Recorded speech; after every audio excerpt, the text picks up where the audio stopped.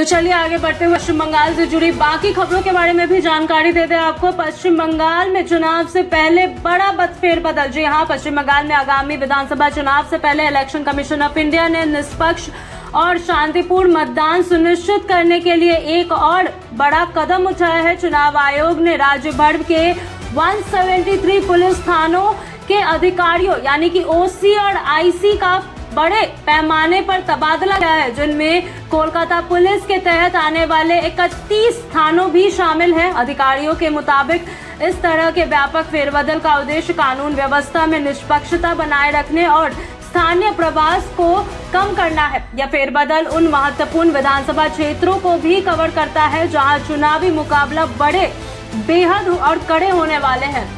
खासकर भवानीपुर और नंदीग्राम जैसे हाई प्रोफाइल सीटों के पुलिस अधिकारियों को भी बदला गया है। भवानीपुर सीट पर मुख्यमंत्री ममता बनर्जी और विपक्ष के नेता शुभेंदु अधिकारी के बीच सीधी टक्कर होने की संभावना है, जिससे यह सीट राज्य की सबसे चर्चित सीटों में शामिल हो चुकी है। चुनाव आयोग के आदेश के तहत कई अहम थानों के प्रभावी बदले गए हैं, जिनमें अलीपुर, इकबालपुर, हरिदेवपुर, एंटली, जोड़ासांको, गड़ियाहाट, न्यू बाजार, टॉलीगंज, हेम्स्टर स्ट्रीट, तारातल्ला और बेहाला जैसे क्षेत्र शामिल है। इसके अलावा सौमित्रा बासु को भवानीपुर थाने का प्रभारी बनाया गया है, जबकि देवदुल्ला मंडल को हल्दिया का, काजल दत्ता को कोलाघाट और चंद्रकांता शासमल को पताशपुर में नई जिम्मेदारी दी गई है। इस कार्रवाई के साथ ही चुनाव आयोग ने पूर्व मिदनापुर जिले में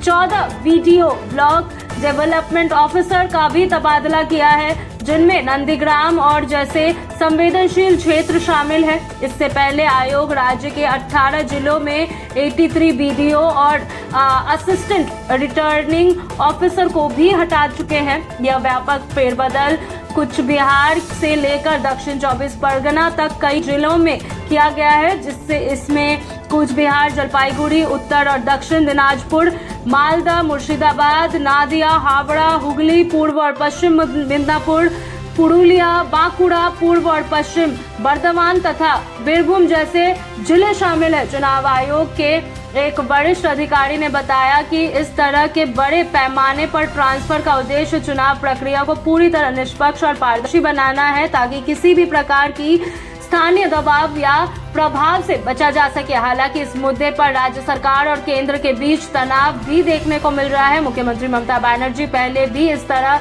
के फेरबदल को राजनीतिक रूप से प्रेरित बता चुकी हैं और उन्होंने आरोप लगाया है कि चुनाव से पहले अधिकारियों को हटाना लोकतांत्रिक प्रक्रिया को प्रभावित कर सकता है। गौरतलब है कि पश्चिम बंगाल की 294 सदस्यता विधानसभा के लिए मतदान 2 चरणों में 23 अप्रैल और 29 अप्रैल को होगा, जबकि मतगणना 4 मई को की जाएगी। ऐसे में चुनाव आयोग के यह कदम आगामी चुनाव को निष्पक्ष और शांतिपूर्ण बनाने के लिए बेहद अहम माने जा रहे हैं।